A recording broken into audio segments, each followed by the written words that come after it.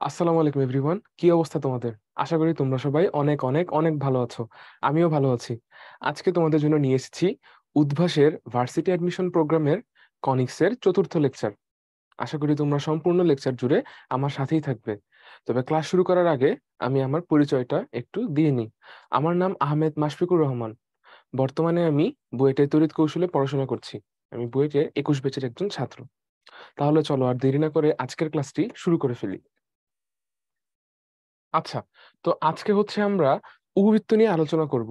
উপবৃত্তের বিভিন্ন ধরনের ফর্মুলা, এর বিভিন্ন আকার দেখব এবং পাশাপাশি উপবৃত্তের বিভিন্ন সমীকরণ থেকে ওই উপবৃত্তের যেসব বৈশিষ্ট্য থাকে, যেসব সমীকরণ থাকে সেগুলো কিভাবে বের করতে হয় সেগুলোও আমরা দেখব। লক্ষ্য করে দেখো, কনিক্সের চ্যাপ্টারে আসলে সবচেয়ে বেশি এই টপিকটি থেকেই প্রশ্ন বিভিন্ন সময় বিভিন্ন ভার্সিটির এক্সামিনেশনে এসেছে, কিন্তু রিটেনে খুব একটা বেশি প্রশ্ন এখান থেকে আসেনি। যা এসেছে পুরোটাই ছিল আমার এমসিকিউ বেসড। এবং রিসেন্টলি কিন্তু হচ্ছে এখান থেকে বেশ ভালো ভালোই কোশ্চেন আসছে, যেমন 21-22-এ অনেকবার এসেছে। তারপরে তোমার 22-23-এও কিন্তু জিএসটিতে এখান থেকে একটি প্রশ্ন এসেছে।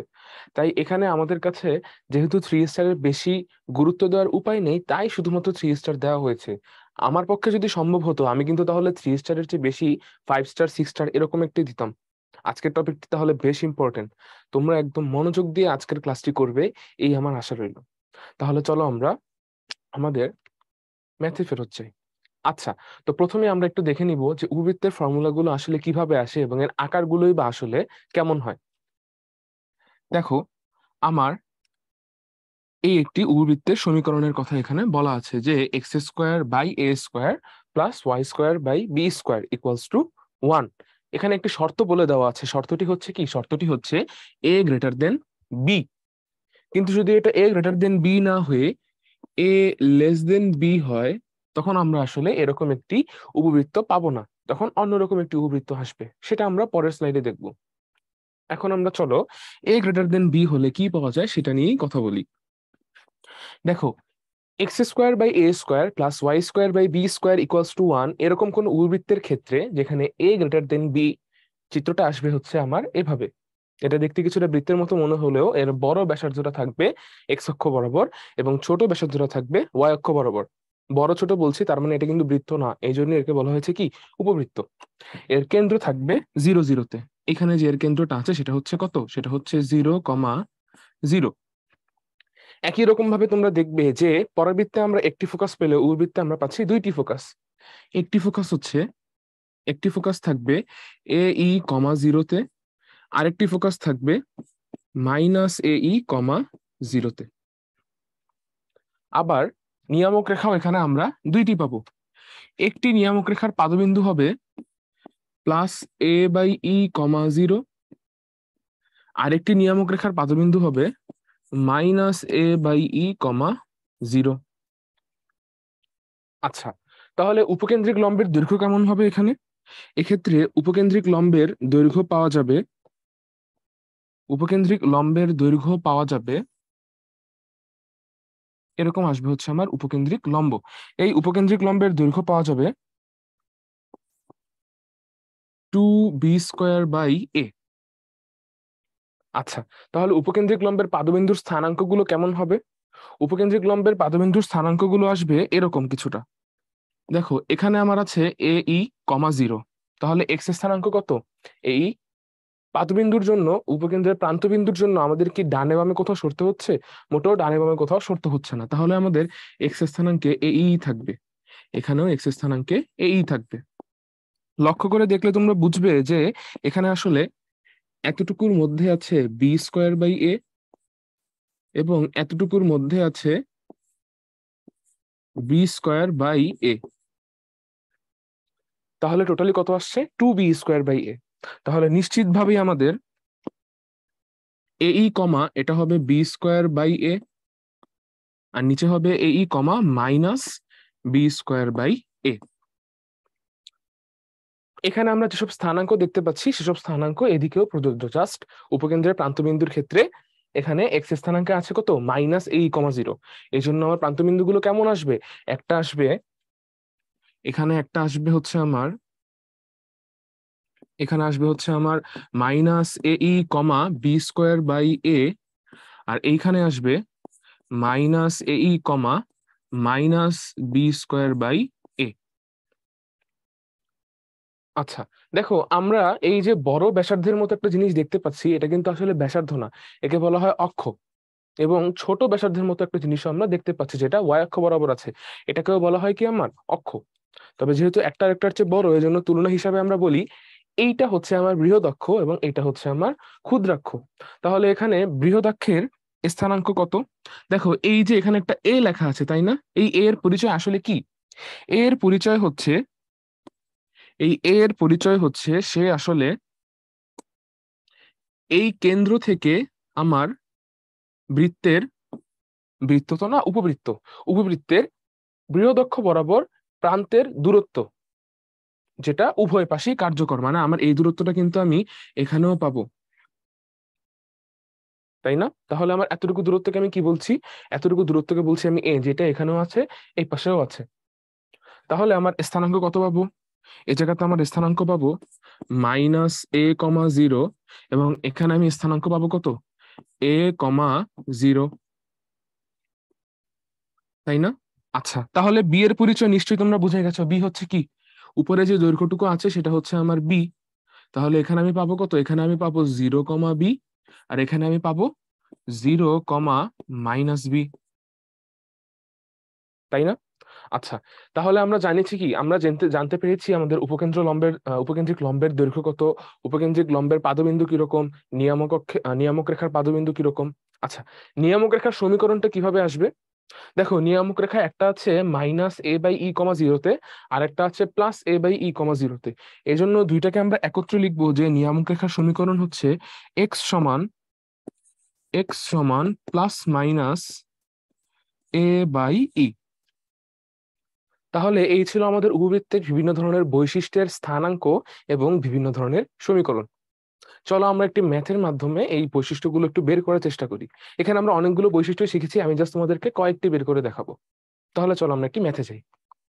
প্রশ্নে কি বলা আছে? প্রশ্নে বলা আছে 16x² + 25y² = 400। 400 বলা আছে কোশ্চেনে। 16x² + 25y² = 400, বাট এই 400 কে আমাদের কত বানাতে হবে? এটাকে আমাদের 1 বানাতে হবে। এটাকে যদি আমরা 1 বানাতে চাই তাহলে বোথ সাইডে কত দিয়ে ভাগ করতে হবে? 400 দিয়ে ভাগ করতে হবে। তাহলে কত আসে? 16x² / 400 + 25y² / 400 ইকুয়ালস টু কত আসবে? ইকুয়ালস টু আসবে হচ্ছে আমার 1।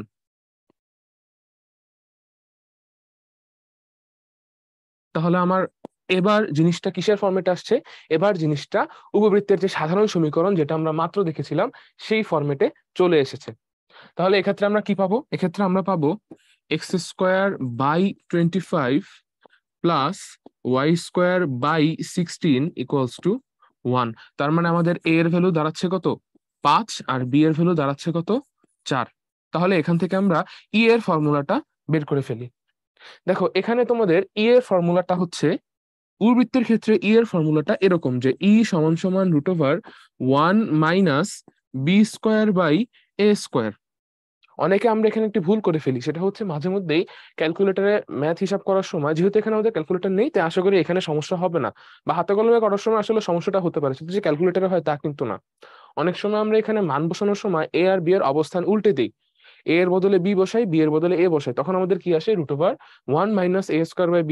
সেটা কিন্তু আসলে ভুল, কারণ এ সবসময় বি এর চেয়ে বড়, এ অলওয়েজ বি এর চেয়ে বড় আসবে, এ গ্রেটার দেন বি, কন্ডিশন আমাদের সেটাই বলে দেওয়া আছে।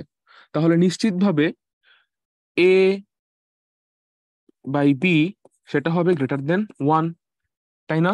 তাহলে √1 - সামথিং গ্রেটার দেন 1, এটা যদি হচ্ছে সামথিং গ্রেটার দেন 1 হয়, তুমি এখানে কি পাবা? তুমি এখানে ইমাজিনারি ভ্যালু পাবা, ইমাজিনারি। তাহলে তোমার ম্যাচটা কি হয়েছে?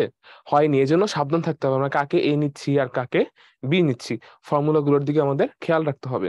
তাহলে মনে রাখবো কিভাবে আমরা? ই ইকুয়ালস টু √1 মাইনাস ছোট সংখ্যাটার স্কোয়ার বাই বড় সংখ্যাটার স্কোয়ার। ওকে, আচ্ছা, তাহলে এটা ছিল আমাদের ই এর ফর্মুলা। তাহলে এখানে আমরা ই বের করে ফেলি। এখানে আমাদের ই এর ভ্যালু কত আসবে? √1 - 16/25। তাতে আসবে কত? তাতে আসবে আমাদের কাছে 3/5। 1 - 16/25 আসে √9/25, সেখান থেকে আসছে 3/5। আচ্ছা, তাহলে এখন দেখো আমাদের কাছে কিন্তু উপবৃত্তের ফর্মুলা থেকে যা যা আমাদের জানার দরকার আছে, এ বি আর ই এর ভ্যালু, সেগুলো কিন্তু আমরা সব জেনে ফেলেছি। আমরা এখান থেকে তিনটি জিনিস বের করি। চলো সবার আগে চলো আমরা এর বৃহদক্ষের দৈর্ঘ্য বের করি। বৃহদক্ষের দৈর্ঘ্য কত হবে? দেখো এটা হচ্ছে আমার a, 0 -a, 0, আর এটা হচ্ছে কত? এটা হচ্ছে আমার a, 0। তাহলে এই দুইটা বিন্দুর তফাৎ কত? এই দুইটা বিন্দুর তফাৎ বা পার্থক্য হচ্ছে 2a। তাহলে বৃহদাক্ষের দৈর্ঘ্য কত? বৃহদাক্ষের দৈর্ঘ্য 2a। তাহলে বৃহদাক্ষের দৈর্ঘ্য আমি কত বের করলাম?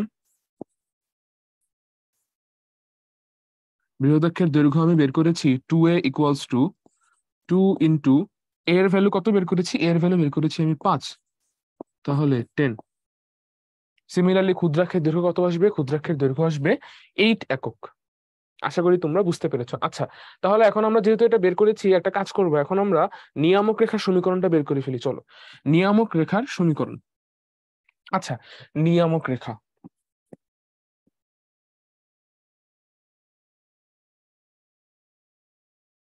নিয়ামকের সমীকরণ এখন আমরা বের করব। আচ্ছা, নিয়ামকের সমীকরণের ফর্মুলা কি ছিল? নিয়ামকের সমীকরণের ফর্মুলা ছিল x সমান +- a/e।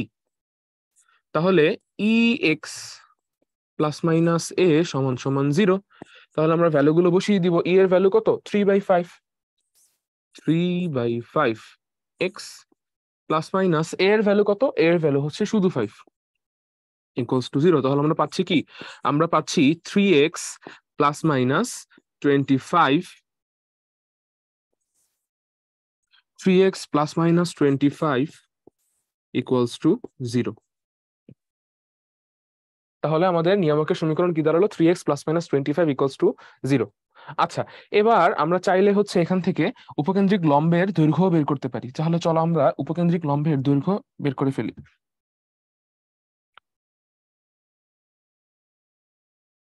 আচ্ছা, উপকেন্দ্রিক লম্বের দৈর্ঘ্য তোমরা কিন্তু পরীক্ষার খাতে এভাবে লিখবে না আমার মতো উ ল দই, তোমরা কিন্তু পুরোটা লিখবে। উপকেন্দ্রিক লম্বের দৈর্ঘ্য কত আসবে আমাদের কাছে? 2b²/a। বি এর ভ্যালু আমরা বের করেছিলাম কত? বি এর ভ্যালু আমরা বের করেছিলাম, লক্ষ্য করে দেখো, 4। তাহলে এটা আসবে 2 ইন্টু 4²/5। তাতে আসছে কত? তাতে আসছে 32/5। তাহলে উপকেন্দ্রিক লম্বের দৈর্ঘ্য 32/5। এভাবে চাইলে আমরা সবগুলো বৈশিষ্ট্যই বের করে ফেলতে পারি। আশা করি তোমরা বুঝতে পেরেছো কিভাবে উপবৃত্তের ফর্মুলাগুলো অ্যাপ্লাই করতে হয়। তাহলে চলো আমরা পরবর্তী স্লাইডে চলে যাই। আচ্ছা, লক্ষ্য করে দেখো, তোমাদের আমি বলেছিলাম যে a b হলে আমার উপবৃত্তের চিত্র দেখতে একরকম আসবে এবং তার জন্য ফর্মুলা একরকম হবে। a<b হলে আরেক রকম হবে। আসলে পরাবৃত্তের ক্ষেত্রে আমরা যেভাবে সমীকরণ দুটোকে দেখে আলাদা করতে পারতাম, চিত্র কিভাবে হয়, ফর্মুলাগুলো কিরকম আলাদা আসে, উপবৃত্তের সমীকরণ থেকে সরাসরি সেটা বোঝা সম্ভব হবে না যদি না তুমি a আর b এর মধ্যে তুলনা করো। লক্ষ্য করে দেখো, এখানেও কিন্তু আমাদের ফর্মুলাটা কি আছে? x² / a² +y² / b² = 1। কিন্তু এখানে জাস্ট একটা ছোট্ট তফাৎ আছে, সেটা হচ্ছে কি? সেটা হচ্ছে a b। তার মানে আমার আগে যেখানে এক্স অক্ষ বরাবর ব্যাসার্ধটা বড় ছিল, এখন সেখানে এক্স অক্ষ বরাবর ব্যাসার্ধটা কি হয়ে গেছে? ছোট হয়ে গেছে। আর আগে যেখানে আমার ওয়াই অক্ষ বরাবর ব্যাসার্ধটা ছোট ছিল, সেটা এখন কি হয়ে গেছে? সেটা এখন বড় হয়ে গেছে। তার মানে আগে এক্স যে সকল বৈশিষ্ট্য ধারণ করতো, এখন ওয়াই সে সকল বৈশিষ্ট্য ধারণ করে, এবং ওয়াই যে সকল বৈশিষ্ট্য ধারণ করতো, এখন এক্স সে সকল বৈশিষ্ট্য ধারণ করে। তার মানে আলটিমেটলি দাঁড়াচ্ছে কি? পরাবৃত্তের ক্ষেত্রে মনে করে দেখো, আমরা কি বলেছিলাম?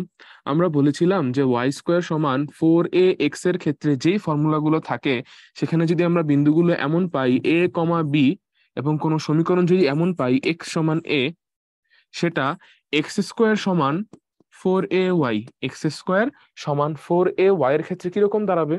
x² = 4ay এর ক্ষেত্রে দেখা যাবে যে আমার a, b হয়ে যাবে b, a, তাই না? একই রকম ভাবে x = a, এটা হয়ে যাবে কি? এটা হয়ে যাবে y = a। এভাবেই পরিবর্তন করেছিলাম, মানে এক্স এর জায়গায় ওয়াই, আর ওয়াই এর জায়গায় এক্স, এক্স স্থানাঙ্কের জায়গায় ওয়াই স্থানাঙ্ক, ওয়াই স্থানাঙ্কের জায়গায় এক্স স্থানাঙ্ক। পাশাপাশি এক্স এর বৈশিষ্ট্যের জন্য এবং ওয়াই এর বৈশিষ্ট্যের জন্য তাদের সাথে সম্পর্কিত জিনিসগুলোকে নিতে হবে।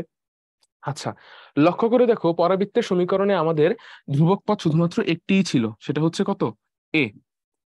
কিন্তু এখানে আমাদের ধ্রুবক পদ কয়টি? ধ্রুবক পদ দুইটি। একটি হচ্ছে এ, আরেকটি হচ্ছে বি। তোমরা স্পষ্টভাবেই বুঝতে পারছো যে এক্স এর সাথে সম্পর্ক কার আছে? এ এর আছে, এবং ওয়াই এর সাথে সম্পর্ক আছে বি এর। তার মানে পরবর্তীতে যদিও সব জায়গায় আমরা এই ব্যবহার করতাম, মানে আমাদের এই ধ্রুবক পদটার কোনো পরিবর্তন হতো না, এখানে কিন্তু পরিবর্তন হবে।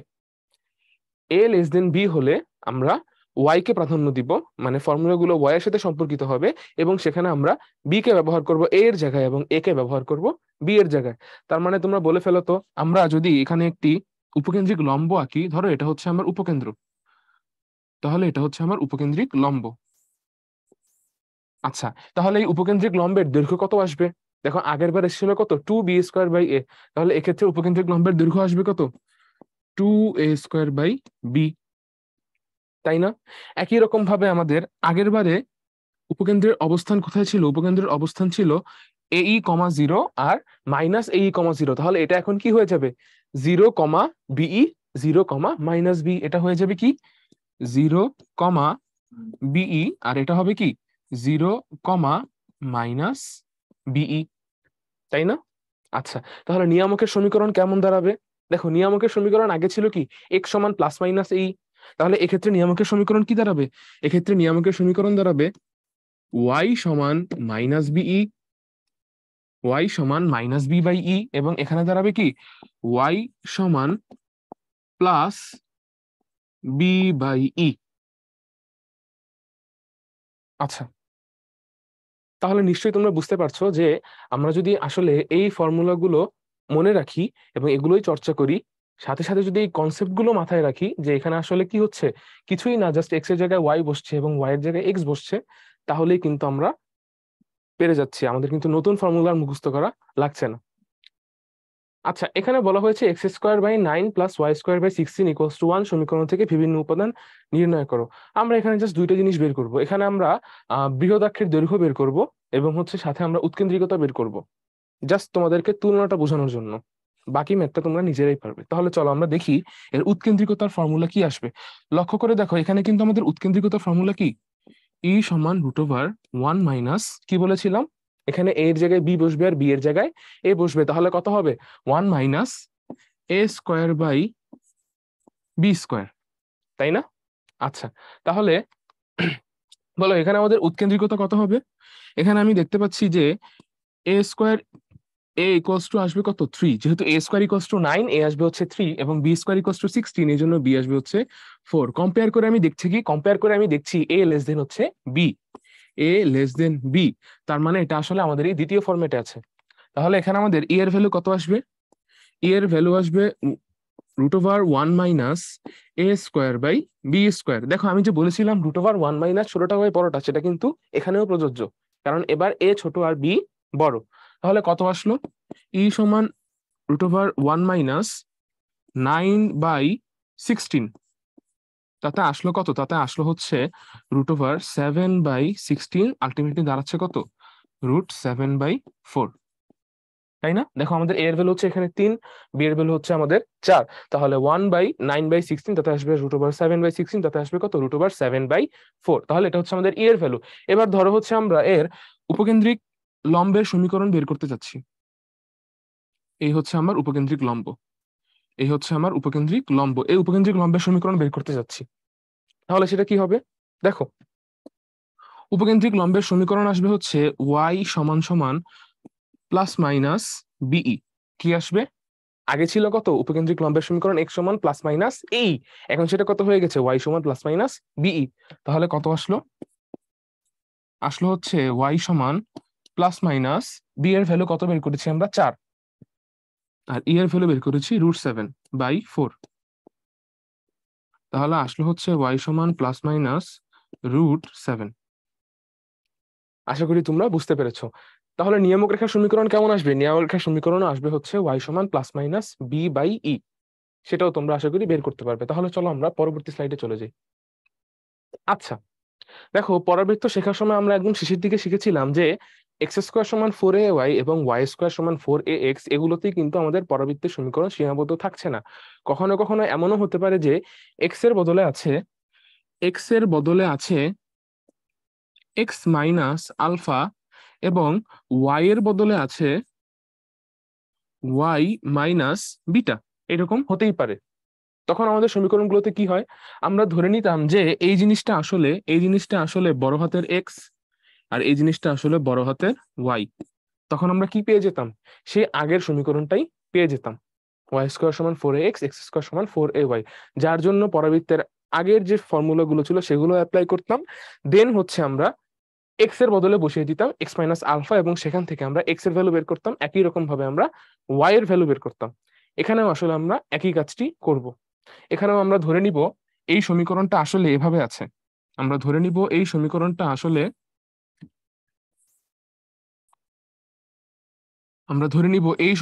আসলে আছে এরকম ভাবে যে x square by a square plus y square by b square equals to 1। এখানে বলা হয়েছে কি, এখানে বলা হয়েছে এ গ্রেটার দেন বি। তাহলে এ গ্রেটার দেন বি হলে আলটিমেটলি আমার দাঁড়াচ্ছে কি, গ্রাফটা গ্রাফটা হবে এরকম।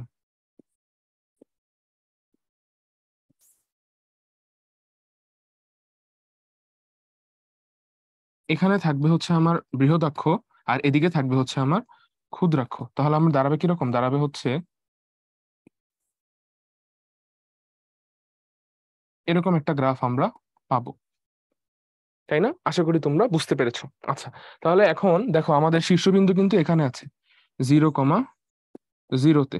বাট আমাদের এই নতুন যে উপবৃত্তটি পাচ্ছি যেটার বৃহদাক্ষ, এটা হচ্ছে আমার কি বৃহদাক্ষ, এটি হচ্ছে আমার বৃহদাক্ষ। এই বৃহদাক্ষ কার সমান্তরাল, এক্স অক্ষের সমান্তরাল। এবং বর্তমানে উপবৃত্তের কেন্দ্র কোথায় চলে গিয়েছে, এটা চলে গিয়েছে আলফা কমা বিটাতে। তাহলে আমাদের বৃহদাক্ষের সমীকরণ কি দাঁড়াচ্ছে, বৃহদাক্ষের সমীকরণ দাঁড়াচ্ছে ওয়াই সমান বিটা, এবং ক্ষুদ্রাক্ষের সমীকরণ কি দাঁড়াচ্ছে, ক্ষুদ্রাক্ষের সমীকরণ দাঁড়াচ্ছে এক্স সমান আলফা, তাই না? আচ্ছা, তো এই ধরনের বৈশিষ্ট্যগুলো ব্যবহার করে আমরা আসলে আগের মতোই এই ধরনের জটিল উপবৃত্ত থেকেও বিভিন্ন ধরনের বৈশিষ্ট্য এবং সমীকরণ বের করতে পারবো। চলো আমরা একটি ম্যাথ দেখি। আচ্ছা, এখানে বলা হয়েছে ওয়াই অক্ষের সমান্তরালের কথা, যেটা হচ্ছে জাস্ট এটার মতোই ঘটনাগুলো। তফাৎ হচ্ছে কি, যে আমার এবার উপরের দিকে বা ওয়াই অক্ষ বরাবর ব্যাসার্ধ বড় হবে, অক্ষের পরিমাণ বড় হবে, এবং এক্স অক্ষের সমান্তরাল রেখা বরাবর বা এক্স অক্ষ বরাবর আমার আমার যে ব্যাসার্ধটা আছে, যেটাকে আমরা ক্ষুদ্র বৃহৎ অক্ষ বলছি, সেই অক্ষের দৈর্ঘ্যটা ছোট হবে। মানে ক্ষুদ্রাক্ষ হবে ওয়াই অক্ষের এক্স অক্ষের সমান্তরাল এবং বৃহদাক্ষ হবে ওয়াই অক্ষের সমান্তরাল। কিছুটা ছবি হবে এরকম।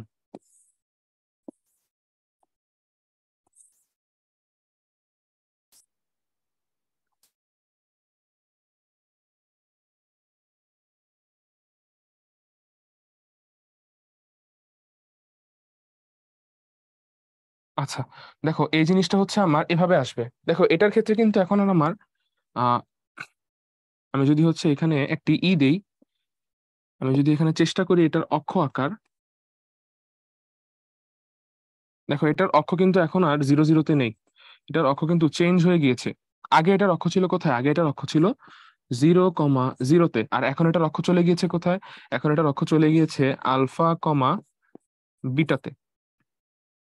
আশা করি তোমরা বুঝতে পারছো যে এখন আমাদের সমীকরণগুলো কেমন আসবে, চিত্রটা কিরকম হবে। তাহলে চলো আমরা পরবর্তী ম্যাথে চলে যাই। আচ্ছা, এখানে কোশ্চেনে বলা হয়েছে কি, 2x² প্লাস, কোশ্চেনটা একটু লক্ষ্য করবো আমরা, 2x² plus y square minus 8x minus 2y plus 1 equals to 0 উপবৃত্তের কেন্দ্রের স্থানাঙ্ক কোনটি? তাহলে দেখো এটা আসলে আলফা কমা বিটা কেন্দ্র বিশিষ্ট উপবৃত্ত। তাহলে আমরা x minus alpha whole square by a square plus y minus beta whole square by b square equals to 1 এই আকারে এনে বলে দিব এখানে উপকেন্দ্র আমার কেন্দ্রের স্থানাঙ্ক হচ্ছে আলফা কমা বিটা। তাহলে চলো আমরা ম্যাথটি শুরু করে দিই।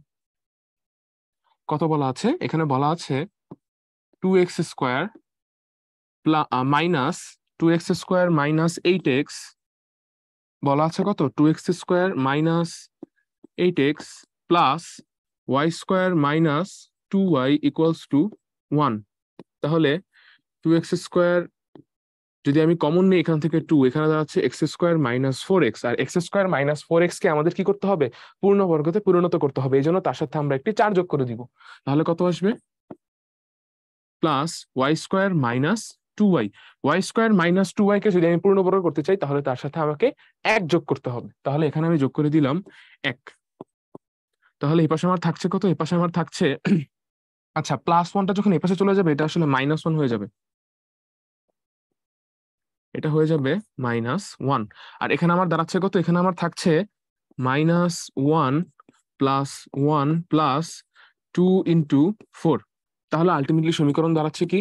সমীকরণ দাঁড়াচ্ছে 2 into x square minus 4x plus 4, যেটা হচ্ছে কি x-2 হোল স্কোয়ার। তাহলে সেটা কত হবে? x-2 whole square plus y square minus 2y plus 1 y-1 whole square.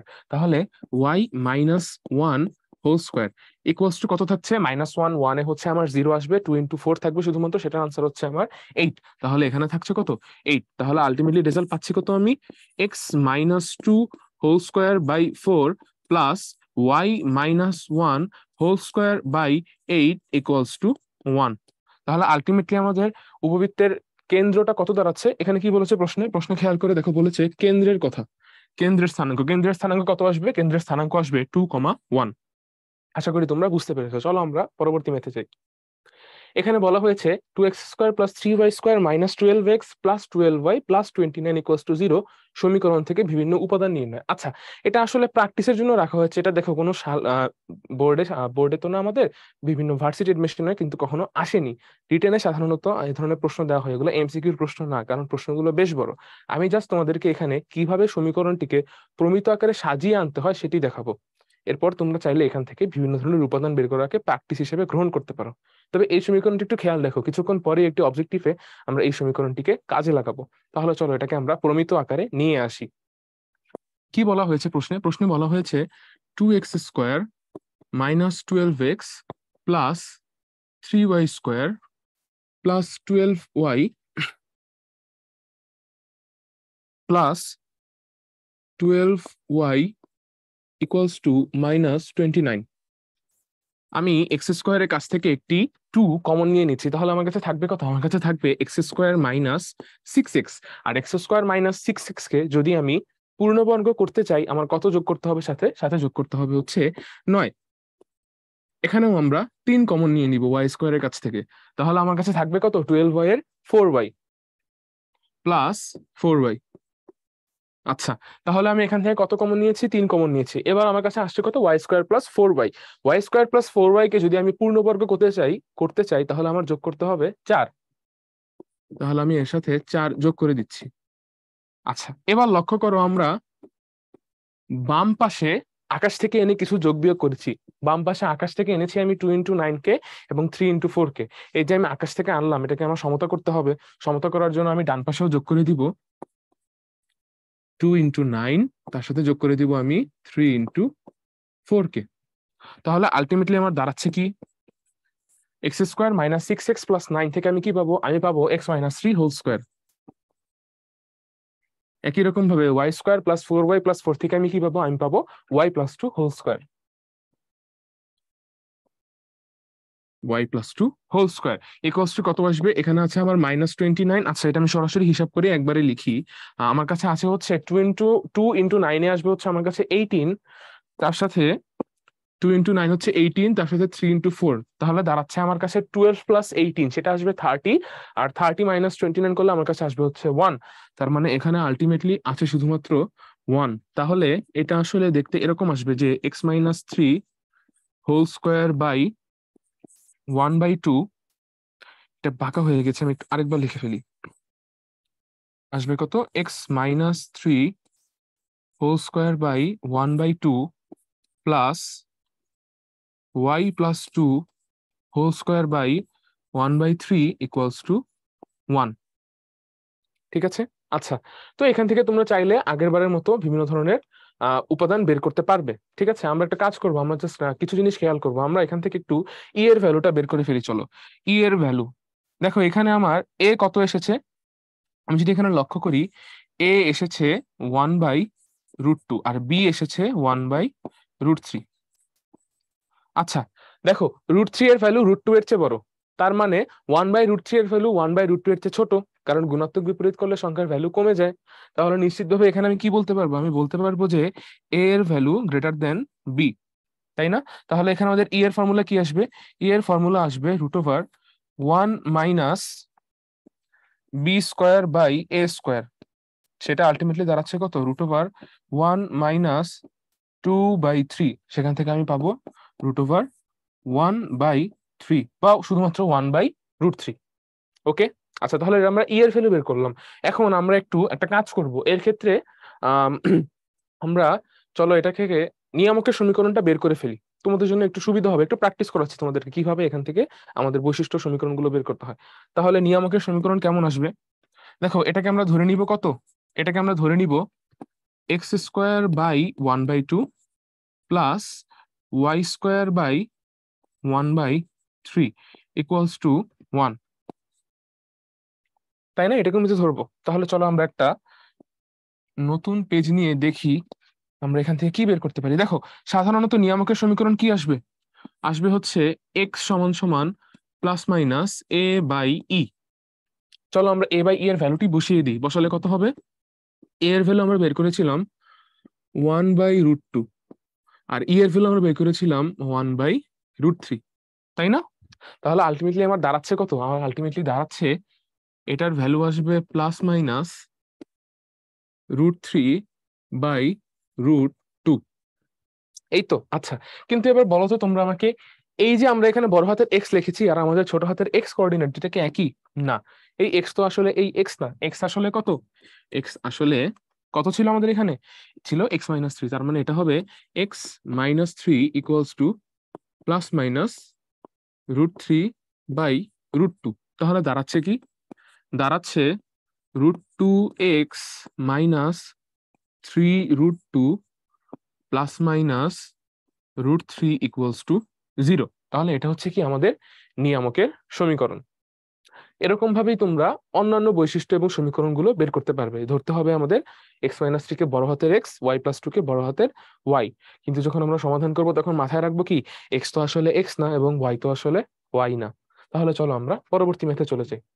আচ্ছা, এতক্ষণ ধরে আমরা যে বিভিন্ন ধরনের ফর্মুলা, জ্যামিতিক চিত্র দেখেছি, সকল ধরনের উপবৃত্তের ক্ষেত্রে, মোট 4 ধরনের উপবৃত্তের ক্ষেত্রে, সেগুলো এখানে একটি সামারি আকারে দেওয়া আছে। লক্ষ্য করে দেখো, তোমাদের আরেকবার একটু মনে করিয়ে দিই। যখন আমার a গ্রেটার দেন b, তার ক্ষেত্রে বৃহদাক্ষের দৈর্ঘ্য হয় 2a, কিন্তু a লেস দেন b হলে বৃহদাক্ষের দৈর্ঘ্য হয় 2b। এর মানে আসলে কি? দেখো, x এর সাথে a রিলেটেড, y এর সাথে b রিলেটেড। এখন যেহেতু এই a গ্রেটার দেন b হলে সবকিছু x এর প্রাধান্য বেশি, এই জন্য আমরা বৃহদাক্ষ ধরি কাকে? 2a কে। এবং y আমার যখন হচ্ছে a লেস দেন b হয়, তখন আমরা কাকে প্রাধান্য দিই? y কে সাধারণত প্রাধান্য দিচ্ছি। এই জন্য কি হয়ে গেছে? এটা বৃহদাক্ষের দৈর্ঘ্য 2b হয়ে গেছে। একই রকম ভাবে দেখো, উপকেন্দ্র যেখানে আগে ছিল plus minus a,0, b less than a হলে সেটা হয়ে যায় কি 0, প্লাস মাইনাস বিই। আশা করি তোমরা কম্পারিজনটা বুঝতে পেরেছো। এখানে 3টি স্লাইড জুড়েই আমরা সেই ফর্মুলাগুলোর আলোচনা দেখানো হয়েছে। ওকে, আচ্ছা। তো এখন আমরা এই স্লাইডটা একটু লক্ষ্য রাখবো। এখানে আমাদের কাছে আসলে 2টি নতুন জিনিস আছে যেটা আমাদের এমসিকিউ সমাধান করতে কাজে লাগবে। সেটা হচ্ছে, দেখো, এই ক্ষেত্রফলের পার্টটুকু এবং পারামিতিক সমীকরণের পার্টটুকু তেমন কঠিন কিছু একটা না। লক্ষ্য করে দেখো, সবার জন্যই আমার ক্ষেত্রফলের ফর্মুলাটা কি আসছে? π/a/b। একদম সবগুলোর জন্যই π/a/b, মানে আমরা a আর b এর ভ্যালু বের করে পাই দিয়ে যদি গুণ করে দিই, তাহলে আমরা উপবৃত্তের ক্ষেত্রফলটাকে বের করে ফেলতে পারবো। আর একটা হচ্ছে পরামিতিক সমীকরণ। লক্ষ্য করে দেখো, সবার ক্ষেত্রে পরামিতিক সমীকরণ কিন্তু আসলে একই রকম। সেটা হচ্ছে কত? x সমান a cos থিটা এবং y সমান b sin থিটা। a এর ভ্যালু b এর চেয়ে বড় হোক বা a এর ভ্যালু b এর চেয়ে ছোট হোক না কেন, ফর্মুলা কিন্তু আমার সেমই থাকছে। এজন্য আমার থিটা এর যে ভ্যালুটা, সেটাও কিন্তু একই থাকছে। সেটা কত? tan inverse of ay/bx। tan inverse of ay/bx। আশা করি তোমরা আমার কথা বুঝতে পেরেছো। অপর পাশের যে লাস্টের একদম শেষে যে 2টি আছে, এই যে এই ফর্মুলাগুলো, এই ফর্মুলাগুলো, এটার ক্ষেত্রে আসলে আমরা জানি অলরেডি যে এখানে এক্স আসলে এক্স না, এক্স আসলে কত? X minus alpha. এজন্য এখানে আমাদের আসলে ছিল কি? এখানে আমাদের ছিল x minus alpha equals to a cos theta, y minus beta equals to b sin theta. সেখান থেকে আলফাকে ডান পাশে নিয়ে গেলে চলে আসে এক্স সমান alpha plus a cos theta, y সমান beta plus b sin theta.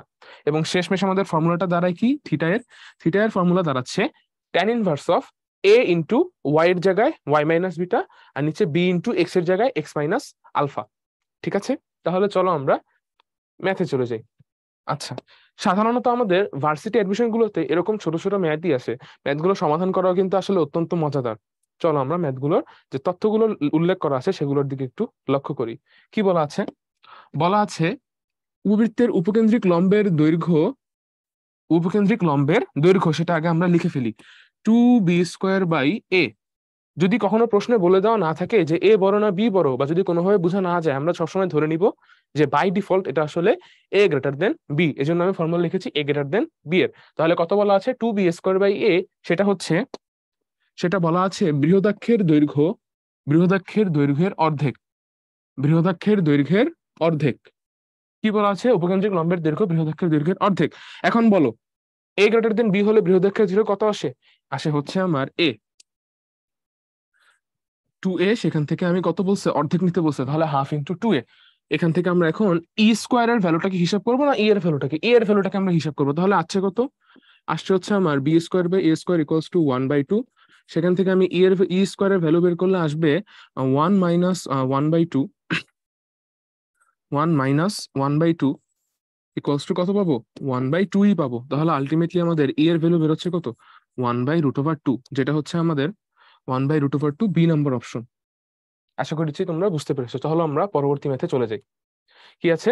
2x² + 3y² - 12x + 12y + 29 = 0। এই একটি কনিকের কথা বলা আছে। লক্ষ্য করে দেখো, এটা আমরা কিছুক্ষণ আগে আসলে সমাধান করে এসেছি। এই যে এখানে এই যে আমরা সমাধান করে এসেছি, এই কনিক আর সেই কনিকটি কিন্তু আসলে একই রকমের একটি কনিক। একই কনিক আসলে, দুইটা সমীকরণও সেম। তাহলে এখানে আমাদের দেখো, এখানে আমরা উৎকেন্দ্রিকতা কত বের করেছিলাম? উৎকেন্দ্রিকতা এখানে আমরা বের করেছিলাম হচ্ছে 1/√3। উৎকেন্দ্রিকতা কত বের করেছিলাম? 1/√3। একটু মনে রাখবে এটা। আচ্ছা, তাহলে আমাদের প্রশ্নে ফেরত যাই। প্রশ্নে কি জানতে চাওয়া হয়েছে? প্রশ্নে জানতে চাওয়া হয়েছে, দেখো আমাদের প্রশ্নে জানতে চাওয়া হয়েছে কনিকটির উপকেন্দ্রিক লম্বের দৈর্ঘ্য কত। তাহলে আমাদের কি করতে হবে? 2b² / a করতে হবে। 2b² / a। আচ্ছা, এবার বলো তো বি এর ভ্যালু আমরা কত বের করেছিলাম? মনে করে দেখো, বি এর ভ্যালু আমরা বের করেছিলাম 1/√3, এবং এ এর ভ্যালু কত বের করেছিলাম? এ এর ভ্যালু বের করেছিলাম 1/√2। তাহলে দাঁড়াচ্ছে কত? 2 × 1/3 / 1/√2, which is ultimately 2√2/3। তাহলে আমাদের উপকেন্দ্রিক লম্বের দৈর্ঘ্য কত আসলো? 2√2/3। তাহলে এটা হচ্ছে আমাদের কারেক্ট আনসার। চলো আমরা পরবর্তী প্রশ্নে যাই। কি বলা আছে? ক্ষুদ্রাক্ষের দৈর্ঘ্যের 3 গুণ বৃহদাক্ষ বিশিষ্ট। আচ্ছা, আমরা একটু হাইলাইট করি কি কি বলা আছে। বলা আছে ক্ষুদ্রাক্ষের দৈর্ঘ্যের 3 গুণ দৈর্ঘ্যের বৃহদাক্ষ বিশিষ্ট উপবৃত্তের উৎকেন্দ্রিকতার জন্য কোনটি সত্য? আচ্ছা, উৎকেন্দ্রিকতা রিলেটেড একটা জিনিস। আর বলা আছে যে ক্ষুদ্রাক্ষের দৈর্ঘ্যের 3 গুণ দৈর্ঘ্য হচ্ছে বৃহদাক্ষের। ক্ষুদ্রাক্ষের দৈর্ঘ্যের 3 গুণ দৈর্ঘ্য হচ্ছে বৃহদাক্ষের। আমরা বাই ডিফল্ট ধরে নিচ্ছি a>b। তাহলে ক্ষুদ্রাক্ষের দৈর্ঘ্য কত আসে? ক্ষুদ্রাক্ষের দৈর্ঘ্য আসে 2b, কিন্তু তার 3 গুণ করলে কত পাওয়া যায়? তার 3 গুণ করলে পাওয়া যাবে আমার বৃহদাক্ষকে। তার মানে 2b × 3 = 2a। এখান থেকে আমি কি বলতে পারি? এখান থেকে আমি বলতে পারি b/a = 1/3। সেখান থেকে আমি বলতে পারি b² / a² = 1/9। সেখান থেকে আমি বলতে পারি 1 - b² / a² = 1 - 1/9। এবং শেষমেশ আমি বলতে পারি e² = 8/9। তাহলে e² এর ভ্যালু কত আসে? 8/9। তাহলে আমাদের সঠিক উত্তর হচ্ছে ডি নাম্বারটি। আশা করি তোমরা বুঝতে পেরেছো। চলো আমরা পরবর্তী স্লাইডে চলে যাই। এখানে বলা হয়েছে একটি উপবৃত্তের ইনকমপ্লিট সমীকরণ দেওয়া আছে। এই ধরনের ইনকমপ্লিট সমীকরণ দেওয়া থাকলে সবসময় খেয়াল করবে উপবৃত্তটি যে বিন্দুটি দিয়ে যায় সেই বিন্দুর কথাও উল্লেখ করা আছে। বলা আছে কি বিন্দুটি হচ্ছে 4,6। তাহলে x² / 25 + y² / p = 1। আলটিমেটলি তাহলে দাঁড়াচ্ছে কি, আমরা এক্স আর ওয়াই এর ভ্যালু বসিয়ে দিব। এই উপবৃত্তটি কোন বিন্দু দিয়ে গিয়েছে? 4,6 বিন্দু দিয়ে গিয়েছে। 4,6। তাহলে 4² / 25 + y² তো না, এটা হবে হচ্ছে আমাদের কত? 6। তাহলে 36/p = 1, তাহলে আলটিমেটলি দাঁড়াচ্ছে কি 36/p equals to 1 minus 16/25 equals to 9/25। তাহলে আলটিমেটলি পি এর ভ্যালু কত দাঁড়াচ্ছে? পি এর ভ্যালু দাঁড়াচ্ছে, তোমরা হিসাব করলে দেখবে এটা আসবে 36 ইন্টু 25/9, 9 আর 36 কাটাকাটি করলে 4 ইন্টু হচ্ছে কত 25, তাতে থাকছে আমার কাছে 100। তাহলে আসছে কত? পি এর ভ্যালু আমার কাছে 100। তাহলে আনসার হবে হচ্ছে কত? ডি। চলো আমরা পরবর্তী ম্যাথে চলে যাই। x²/9 plus y²/16 equals to 1 উপবৃত্তের উৎকেন্দ্রিকতা কত? দেখো কিছুক্ষণ আগে এই ম্যাথটা আমরা সলভ করেছিলাম এবং সেখানে আমরা দেখেছি এর উৎকেন্দ্রিকতা আসে √7/4। তাহলে চলো আমরা পরবর্তী ম্যাথে চলে যাই। এখানে বলা হয়েছে যে উপবৃত্তটির উপকেন্দ্র দুটির স্থানাঙ্ক কত? আচ্ছা, উপবৃত্তটি কি? উপবৃত্তটি হচ্ছে x² by 12 plus y² by 16 equals to 1। এই উপবৃত্তটির উপকেন্দ্র দুইটির স্থানাঙ্ক কি বলা হয়েছে? উপকেন্দ্র দুইটির স্থানাঙ্ক। উপকেন্দ্র উপকেন্দ্র জানতে চাওয়া হয়েছে। উপকেন্দ্রের স্থানাঙ্ক কত আসবে? হয় 0, প্লাস মাইনাস a(0) অথবা 0, প্লাস মাইনাস b। আচ্ছা, দেখো এটার ক্ষেত্রে আমি লিখে ফেলি সমীকরণটা x² by a² plus y² by b² equals to 1। a² এর ভ্যালু হচ্ছে কত? 12। তাহলে a এর ভ্যালু কত আসবে? a এর ভ্যালু আসবে হচ্ছে 2√3। একই রকম ভাবে b² এর ভ্যালু কত বলা আছে? 16। তাহলে b এর ভ্যালু কত আসবে বলো তো? b এর ভ্যালু আসবে হচ্ছে আমার কাছে 4। তাহলে অবশ্যই বি গ্রেটার দেন এ। তাহলে আমাদের ফর্মুলাটা কি? উপকেন্দ্রের স্থানাঙ্কের ফর্মুলা আসবে 0, প্লাস মাইনাস বিই, তাই না? আচ্ছা, তাহলে চলো সবার আগে আমরা ই এর ভ্যালুটা বের করে ফেলি। ই কত আসবে? √1 মাইনাস ছোটটা বাই বড়টা। কি? ছোটটা বাই বড়টা। তাহলে আসবে কত? 1 মাইনাস a² বাই b²। সেখান থেকে আমি লিখতে পারবো কত? 1 মাইনাস 2√3 হোল স্কয়ার, তাহলে হচ্ছে 12, আর নিচে হচ্ছে কত আসবে? 16। তাহলে 1 মাইনাস 12/16 করলে আমার কাছে থাকছে কত? 3/4। তাহলে √1 করলে আসবে √1/4, সেখান থেকে আসবে হচ্ছে কত? √1/2। তাহলে আলটিমেটলি আমার উপকেন্দ্রের স্থানাঙ্ক কত? 0, প্লাস মাইনাস বি এর ভ্যালু কত বের করেছিলাম আমরা? 4 ইন্টু ই। তাহলে আসবে কত? 0, প্লাস মাইনাস 2। তাহলে আনসার হচ্ছে কত? 0, প্লাস মাইনাস 2। তাহলে চলো আমরা পরবর্তী ম্যাথে চলে যাই। কোশ্চেনে কি বলা হয়েছে? যে উপকেন্দ্র দুইটির স্থানাঙ্ক কত? আচ্ছা, এখানেও আমরা যেটা বলছিলাম, এখানে আমাদের লিখে ফেলি কি আছে কোশ্চেনে? আমাদের কোশ্চেনে আছে x² প্লাস, কোশ্চেন আছে আমাদের x² plus 2y² equals to 4। সেখান থেকে আমি লিখতে পারবো কি? সেখান থেকে আমি লিখতে পারবো x² বাই 4 প্লাস y²বাই 2 ইকুয়ালস টু 1। তাহলে আলটিমেটলি আমাদের ই এর ভ্যালু কত আসবে? ই এর ভ্যালু আসবে 1 মাইনাস 2/4 ইকুয়ালস টু 1/√2, তাই না? 1/2, 1 মাইনাস 2/4 মানে কি? 1/1। তাহলে হচ্ছে আমার 1/√2 আসলো। আচ্ছা, তাহলে এই ধরনের ক্ষেত্রে দেখো আমাদের এ এর ভ্যালু কত আসছে? এ এর ভ্যালু আসছে হচ্ছে আমার বি এর চেয়ে বড়। তাহলে আমাদের পরাবৃত্তের স্থানাঙ্কের সমীকরণ কি? পরাবৃত্ত তো না, উপবৃত্ত। উপবৃত্তের ক্ষেত্রে আমাদের যে উপকেন্দ্রের স্থানাঙ্কের কথা বলা হচ্ছে সেটা কিরকম আসবে? সেটা আসবে প্লাস মাইনাস a(e), 0। তাহলে কত আমার স্থানাঙ্ক? প্লাস মাইনাস এ এর ভ্যালু কত? এ এর ভ্যালু আসছে হচ্ছে আমার 2 ইন্টু 1/√2, 0। তাহলে আসলো প্লাস মাইনাস √2, 0। সেটা কত নাম্বার? সেটা হচ্ছে 1 নম্বর অপশন। তাহলে চলো আমরা পরবর্তী ম্যাথে চলে যাই। কি বলা হয়েছে এখানে? 5x² plus 4y² equals to 1। কোশ্চেনটা একবার দেখি। 5x² plus 4y² equals to 1 এই উপবৃত্তের উৎকেন্দ্রিকতা কোনটি তা জানতে চাওয়া হয়েছে। অবশ্যই ঋণাত্মকটা তো হবেই না। তাহলে চলো আমরা বের করে ফেলি। কি বলা হয়েছে? 5x² plus 4y² equals to 1। তাহলে নিশ্চিতভাবে আমরা কি লিখতে পারবো? আমরা লিখতে পারবো x² বাই 1/5 প্লাস y²বাই 1/4 ইকুয়ালস টু 1/4 ইকুয়ালস টু লিখতে পারবো আমি 1। তাহলে নিশ্চিতভাবে বলতে পারবো ই সমান সমান √1 মাইনাস 1/5 বাই, আচ্ছা এটাকে আরেকটু বড় করে লিখি, নাহলে তোমরা বুঝতে পারবে না। √1 মাইনাস 1/5 বাই 1/4। তাহলে আলটিমেটলি দাঁড়াচ্ছে কত? আলটিমেটলি দাঁড়াচ্ছে √1 মাইনাস 4/5। সেখান থেকে আমি পাচ্ছি কত? 1/√4। 5। তাহলে আমাদের আনসার কত আসবে? আমাদের আনসার আসবে 1/√5। আচ্ছা, তাহলে চলো আমরা পরবর্তী ম্যাথে চলে যাই। এখানে কি বলা হয়েছে? এখানে বলা হয়েছে 3x² + 2y² = 6 বৃত্তটির উৎকেন্দ্রিকতা কত? কি বলা হয়েছে প্রশ্নে? প্রশ্নে বলা হয়েছে 3x² + 2y² = 6। লক্ষ্য করো ভালোভাবে, 3x² + 2y² = 6। এটা কি জানতে চাওয়া হয়েছে? এর উৎকেন্দ্রিকতা জানতে চাওয়া হয়েছে, তাই না? আচ্ছা, উৎকেন্দ্রিকতার ইংলিশটা হচ্ছে এক্সেন্ট্রিসিটি। এটার দিকে আমরা একটু খেয়াল রাখবো। ঠিক আছে, যদি কোশ্চেনে কখনো বলা হয় যে এটার এক্সেন্ট্রিসিটি বের করো, তখন কিন্তু আমরা হয়ে বসে থাকবো না। খুবই সহজ কিন্তু আসলে। কি জানতে চাওয়া হচ্ছে? উৎকেন্দ্রিকতা জানতে চাওয়া হচ্ছে। তাহলে আমরা জানি যে এটাকে আমাদের কত বানাতে হবে? এটাকে আমাদের বানাতে হবে 1। এর জন্য আমরা বোথ সাইডে 6 দিয়ে ভাগ করে দিব। তাহলে কত আসবে? তাহলে আসবে হচ্ছে x² / 2 প্লাস y² / 3 = 1। তার মানে আলটিমেটলি আমাদের দাঁড়ালো কত? a এর ভ্যালু দাঁড়ালো হচ্ছে √2 আর b এর ভ্যালু দাঁড়ালো হচ্ছে √3। তাহলে এখানে পাচ্ছি কি আমি a b। তার মানে আমাদের, আচ্ছা, এখানে কিন্তু আমাদের আসলে a b এর জন্য ফর্মুলাটা কি আসে উৎকেন্দ্রিকতার? e = √1 - a²/b²। তো সেখান থেকে আমি হিসাব করে লিখতে পারবো √1 - 2/3। তো সেখান থেকে আমি পাবো কত? 1/√3। তাহলে 1/√3 হচ্ছে আমাদের কারেক্ট আনসার। তাহলে চলো আমরা পরবর্তী ম্যাথে চলে যাই। কি বলা হয়েছে?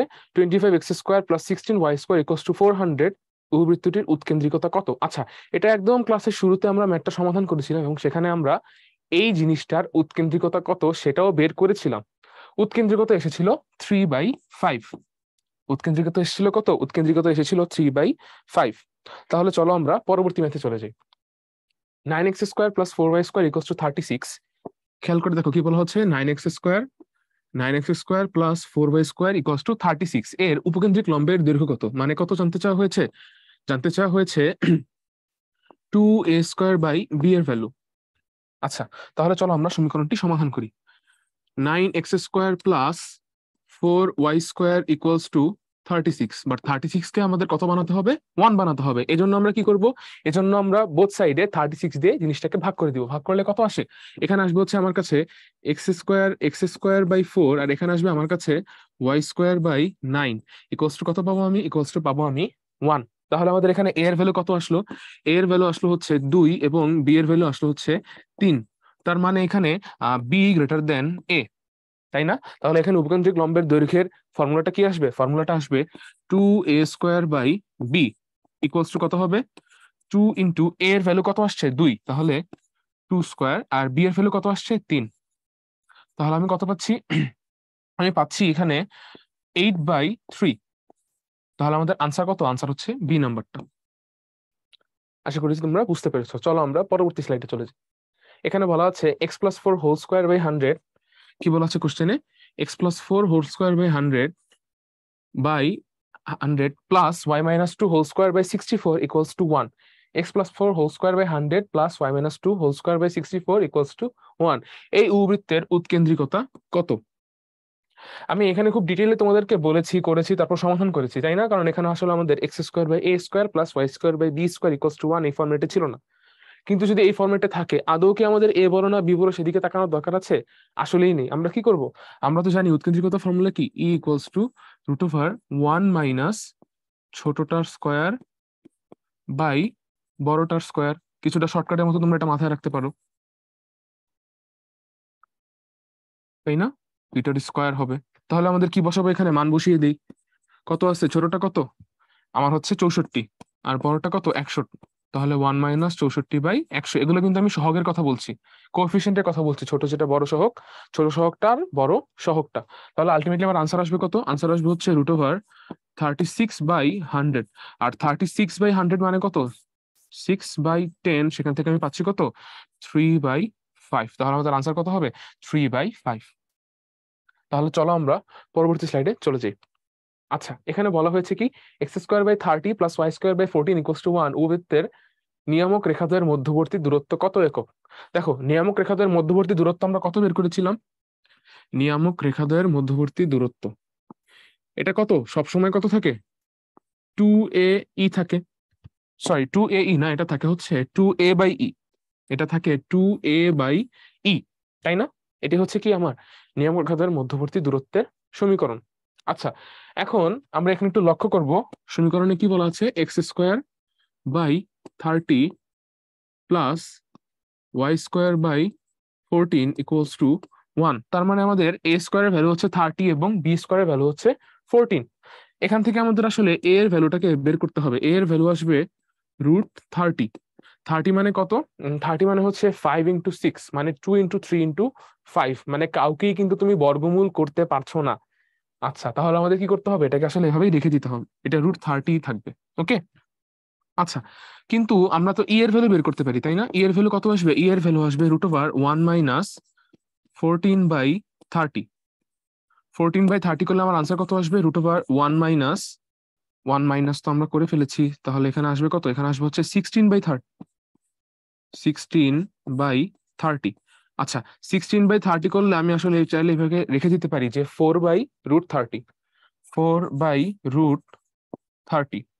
ওকে, আচ্ছা, তাহলে এখানে আমাদের নিয়ামক রেখা দুইটির মধ্যবর্তী দূরত্ব কত হবে? নিয়ামক রেখা দ্বয়ের মধ্যবর্তী দূরত্ব আসবে হচ্ছে আমার 2 ইন্টু a/e। এর ভ্যালু কত? √30 বাই ই এর ভ্যালু কত? 4/√30। তাহলে দাঁড়াচ্ছে কত? ইকুয়ালস টু দাঁড়াচ্ছে, এটা হচ্ছে আমার 2a/e।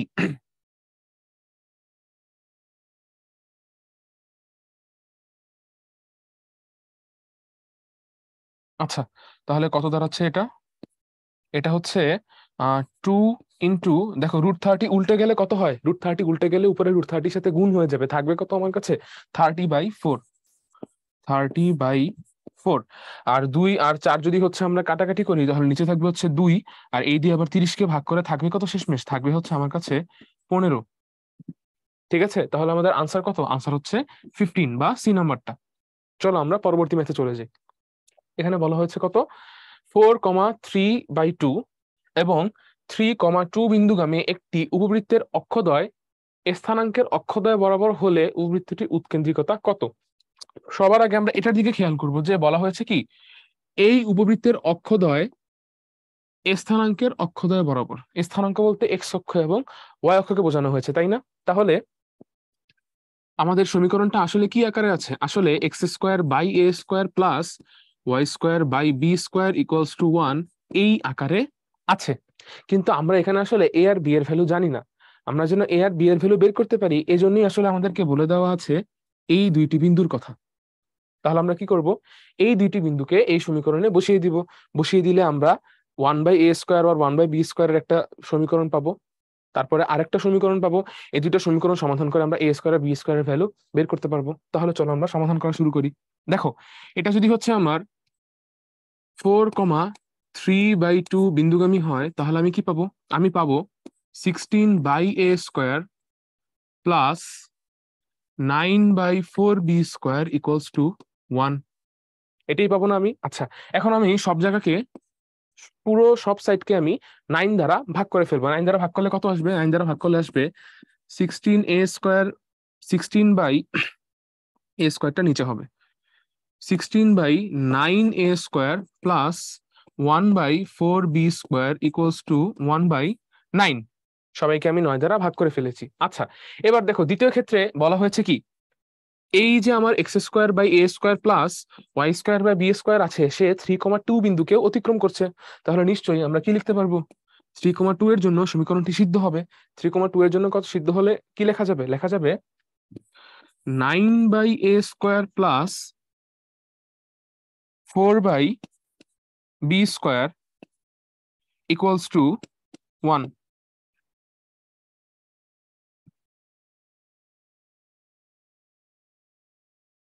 আচ্ছা, তাহলে এখানে মনে হয় হচ্ছে আমাদের আরেকটু সুবিধা হতো কাজটা করলে। সেটা যদি হচ্ছে আমরা, দেখো বোথ সাইডে 9 দিয়ে ভাগ করেছি, 9 দিয়ে ভাগ করার পাশাপাশি এটাকে যদি আমরা একটু 16 দিয়ে গুণ করে ফেলি, তাহলে সুবিধা হবে।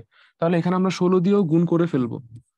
তাহলে এটা হবে 16 × 16। আর এখানে আমার আগে ছিল হচ্ছে 4, তার সাথে আমি 16 গুণ করলে আমার কাছে থাকবে উপরে 4, আর হচ্ছে এখানে হয়ে যাবে 16/9। ঠিক আছে, আচ্ছা, তাহলে এটা আমরা একটু মাথায় রাখবো। এটা হচ্ছে, তাহলে আমার কত দাঁড়াচ্ছে? 16 × 16/9a² plus 4/b² equals to 16/9। আচ্ছা, আর এখানে আছে কত 9/a² প্লাস 4/b² = 1। এখন লক্ষ্য করে দেখো তো, আমরা যদি হচ্ছে এই দুইটা সমীকরণ নিয়ে কাজ করি, হ্যাঁ, এবং এই উপরেরটা থেকে নিচেরটাকে যদি আমি বিয়োগ করে দিই, তাহলে আমার কাছে কি থাকবে? আমার কাছে থাকবে 16² বাই 9, 16² বাই 9, তার থেকে বিয়োগ যাবে কত? তার থেকে বিয়োগ যাবে 9, এখানে থাকবে আমার কাছে a²। আর লক্ষ্য করে দেখো এখানেও আছে 4/b², এখানেও আছে কত? 4/b²। তাহলে 4/b² থেকে 4/b² বাদ দিলে কত থাকছে? কিছুই থাকবে না, আমার কাছে হাতে থাকবে 0। তার মানে b² কিন্তু কাটাকাটি অলরেডি হয়ে গিয়েছে। তাহলে এখানে আমার কাছে কত থাকবে? এখানে থাকবে ইকুয়ালস টু, এ পাশে কত আছে? 16/9, আর এখানে হবে কত? -1। তাহলে আলটিমেটলি যদি আমরা হিসাব করি, আমরা একটা নতুন একটা নতুন পেজ নিয়ে নিই। আমি যদি এখানে হিসাব করি তাহলে কত পাবো? এখানে আমি পাবো, দেখো 16² বাই 9 -9 বাই হচ্ছে 1/a² ইকুয়ালস টু আমরা কত লিখেছিলাম? আমরা লিখেছিলাম 16/9 -1, তাই না? আচ্ছা, এখন এখানে আমরা হিসাব করলে দেখবো যে 16²/9 থেকে আসবে হচ্ছে আমার 175/9 আসবে। এটা হিসাব করলে আমি দেখবো হচ্ছে 16 আসবে হচ্ছে আমার 56। সেখান থেকে যদি 9 নং 81 আমি বিয়োগ দিই, দেখো এটা আসবে হচ্ছে আমার 256। 16², সেখান থেকে যদি হচ্ছে আমি 81 কে বিয়োগ করি, নিচে থাকবে হচ্ছে আমার 9a²। আর এখানে হচ্ছে আমার কাছে থাকবে কত? 16 - 9, তাহলে থাকছে আমার কাছে 175/9a² ইকুয়ালস টু 7/9। আচ্ছা, দেখো বোথ সাইড থেকে আসলে আমি 7 দিয়ে কাটাকাটি করলে দেখো 9 কাটা চলে যাচ্ছে, উপরে থাকতেছে আমার কাছে 25/a² ইকুয়ালস টু 1। তাহলে আলটিমেটলি a² এর ভ্যালু কত পাবো আমরা? a² এর ভ্যালু পাবো আমরা 25। আচ্ছা, এবার b² এর ভ্যালুটা বের করা দরকার। b² এর ভ্যালুর জন্য আমাদের সম্পর্ক লাগবে। ধরো হচ্ছে আমরা এই সম্পর্কটাকে নিয়ে কাজে লাগাবো। এই সম্পর্কটা কাজে লাগালে কত আসবে? দেখো আমরা b² এর ভ্যালুটা বের করার চেষ্টা করব। 9/a² plus 4/b² equals to 1। a² এর ভ্যালু আমরা কত বের করেছি? 25। তাহলে 9/25 plus 4/b² equals to 1।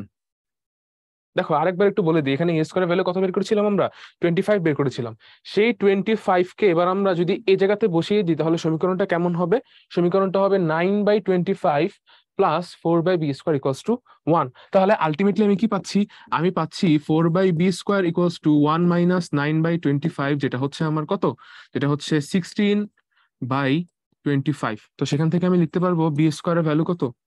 b² এর ভ্যালু আসবে আমার 25/16 ইন্টু 4, যেটা হচ্ছে আমার 100। ওকে, আচ্ছা, তো কোশ্চেনে আমার কি জানতে চাওয়া হয়েছে সেটা একটু দেখতে চাই। আচ্ছা, এটা 100 হবে না, এটা হবে 25/4। দেখো এখানে আমার আছে কত? এখানে ছিল হচ্ছে আমার এই পাশে 4, এই পাশে যখন আমি 25 কে নিয়ে আসবো তাহলে হবে 25 ইন্টু 4 100/16। তো 100/16 মানে কত? বোথ সাইডে আমরা উপরে নিচে 4 দ্বারা ভাগ করতে পারি, শেষমেশ থাকবে আমার কাছে 25/4। আচ্ছা, এখন আমাদের জানতে চাওয়া হয়েছে কত? যে এর উৎকেন্দ্রিকতা কত হবে। আচ্ছা, উৎকেন্দ্রিকতার ফর্মুলা কত আসবে? উৎকেন্দ্রিকতার ফর্মুলা হবে E সমান √1 মাইনাস b²/a², কারণ এখানে b এর ভ্যালু এর চেয়ে ছোট। তাহলে সেটা কত আসবে? সেটা আসবে √1 মাইনাস b²। কত? b² হচ্ছে 25/4, 25/4, নিচে আসবে কত আমার কাছে? 25। তাহলে আলটিমেটলি দাঁড়াচ্ছে কত? আলটিমেটলি দাঁড়াচ্ছে √1 মাইনাস 1/4। সেখান থেকে আমি পাবো কত? সেখান থেকে আমি পাবো √3/2। তাহলে আমাদের এর ভ্যালু কত দাঁড়াচ্ছে? এর ভ্যালু দাঁড়াচ্ছে √3/2। দেখো এটা এমসিকিউতে এসেছিল, কিন্তু তারপরে এমসিকিউটা বেশ বড়ই ছিল। যদি আমাকে জিজ্ঞাসা করো তাহলে আমি বলবো এই ধরনের এমসিকিউ সবার শেষে সমাধান করো, না হলে তোমার অন্য যেগুলো ছোট এমসিকিউ মার্ক কিন্তু সমান, সেগুলো তুমি আনসার করতে পারছো না। ওকে, একটু সচেতন হলে, একটু সাবধান হলে কিন্তু আমরা ম্যাক্সিমাম এমসিকিউ সঠিকভাবে সমাধান করতে পারবো খুবই কম সময়। আচ্ছা, তাহলে আমাদের এখানে উত্তর কত আসবে? উত্তর আমরা বের করেছি √3/2, সেটা হচ্ছে আমাদের অপশন বি। চলো আমরা পরবর্তী স্লাইডে চলে যাই। আচ্ছা, কি বলা আছে? একটি উপবৃত্তের উপকেন্দ্রিক লম্ব ক্ষুদ্রক্ষের অর্ধেক। এর উৎকেন্দ্রিকতা কত? আচ্ছা, তাহলে উপকেন্দ্রিক লম্ব 2a² বাই বি, এটা ক্ষুদ্রাক্ষের অর্ধেক মানে কত? শুধুমাত্র বি। তাহলে আলটিমেটলি দাঁড়াচ্ছে কত? a² বাই বি² কত আসবে? আচ্ছা, একটু আমরা আরেকবার একটু জিনিসটাকে দেখি কি বলা আছে কোশ্চেনে। কোশ্চেনে বলা আছে উপকেন্দ্রিক লম্বে ক্ষুদ্রক্ষের অর্ধেক। আচ্ছা, উপকেন্দ্রিক লম্ব সাধারণত আমরা 2b² বাই a ধরি, কারণ আমরা বাই ডিফল্ট ধরে নেই কি এ হচ্ছে বি এর চেয়ে বড়। তাহলে 2b² বাই a ক্ষুদ্রাক্ষের ফর্মুলা কি? ক্ষুদ্রাক্ষের ফর্মুলা হচ্ছে 2b, তার কত? তার হচ্ছে অর্ধেক। তাহলে আলটিমেটলি দাঁড়াচ্ছে কত? b/a = 1/2। দুই পাশে যদি আমি স্কোয়ার করে দিই তাহলে আসবে b² বাই a² = 1/4। তাহলে ই এর ভ্যালু হচ্ছে √1 - b²/a²। সেখান থেকে আমি পাবো কত? সেখান থেকে আমি পাবো √3/2। তাহলে আমাদের উৎকেন্দ্রিকতা কত? √3/2। চলো আমরা পরবর্তী ম্যাথে চলে যাই। কি বলা আছে? কোন ত্রিভুজের শীর্ষবিন্দুগুলো x² বাই 9 + y² বাই 16। আগে এটা একেই ফেলি। কি বলা আছে? x²বাই 9 প্লাস, আচ্ছা দেখো এখানে a এর ভ্যালু আসলে এটা হচ্ছে আমার a², আর এটা হচ্ছে আমার b²। তার মানে নিশ্চয়ই a এর ভ্যালু b এর চেয়ে ছোট। তাহলে অভিত্তরটা দেখতে কিরকম হবে? অভিত্তরটা দেখতে হবে এরকম।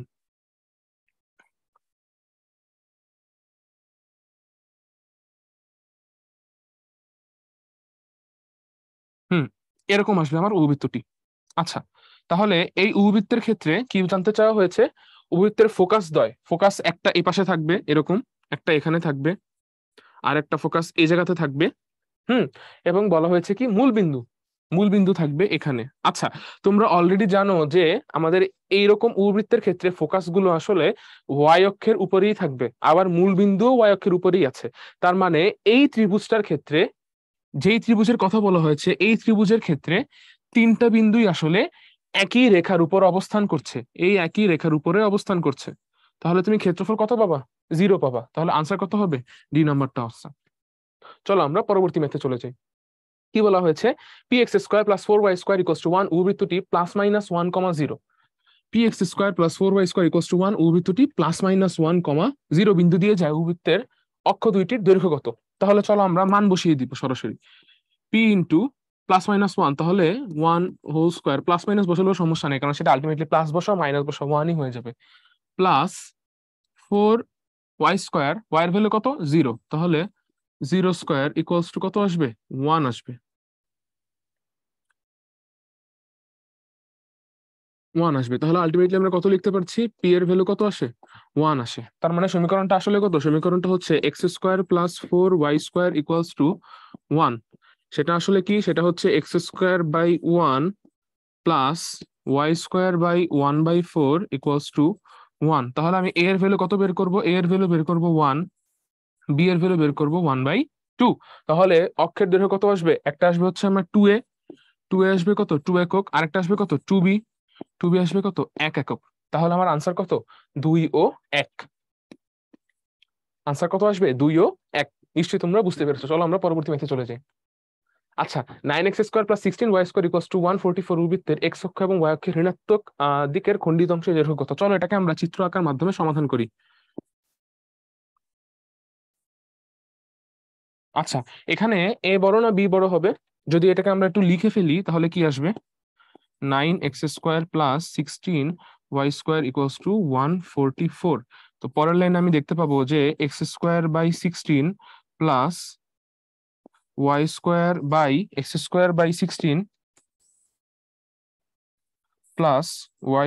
/ 9 = 1, তাই না? আচ্ছা, তার মানে আলটিমেটলি দাঁড়াচ্ছে কি আমাদের a এর ভ্যালুটা b এর চেয়ে বড় হবে, এই তো? তাহলে আমি এটাকে এইভাবে আঁকতে পারবো। হ্যাঁ, আমরা এরকম একটা উপবৃত্ত পাবো। ওকে, আচ্ছা, তো এই উপবৃত্তের ক্ষেত্রে কি বলা হয়েছে?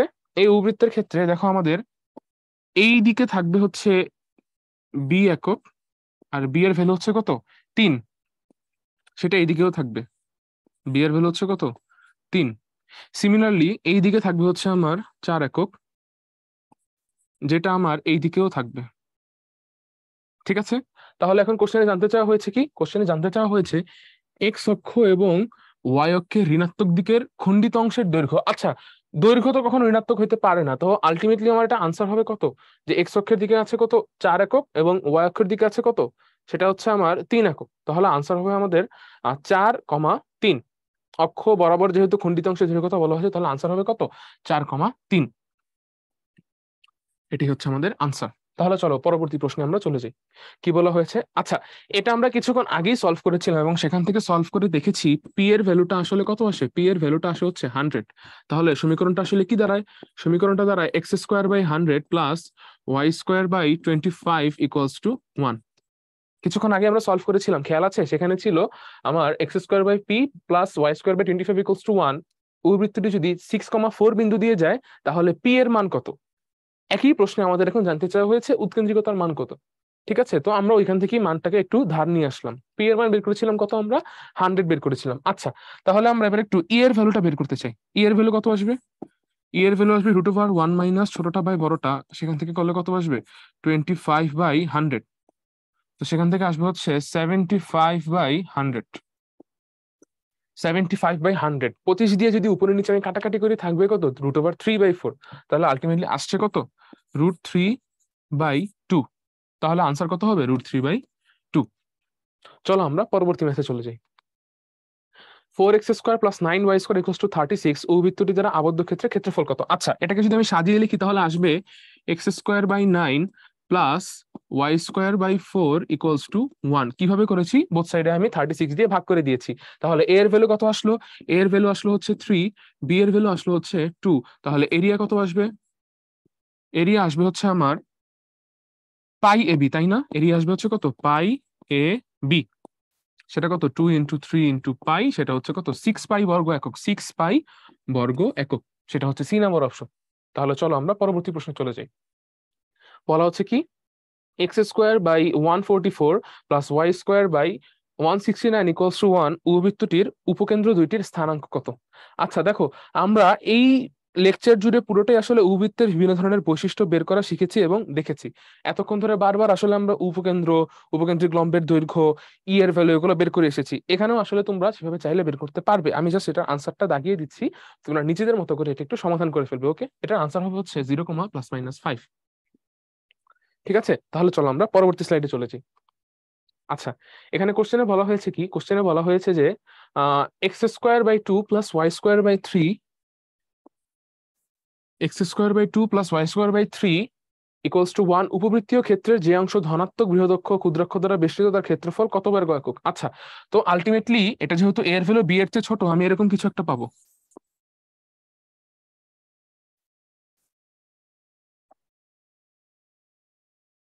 হুম, এরকম কিছু একটা আমার কাছে আসবে। এখন দেখো আমাদের যেই ক্ষেত্রফলটা বের করতে হবে সেটা হচ্ছে এরকম, এই পার্টটুকু, এই পার্টটুকুর ক্ষেত্রফল আমাদের জানতে চাওয়া হয়েছে। ঠিক আছে, তাহলে সেটা আসলে কত হবে, পুরো যে ক্ষেত্রফলটা আছে তার 4/1 তাহলে আনসার কত আসবে, আনসার আসবে হচ্ছে আমার, দেখো এখানে আমরা অলরেডি বুঝতে পারতেছি যে এ এর ভ্যালু হচ্ছে √2, বি এর ভ্যালু হচ্ছে √3।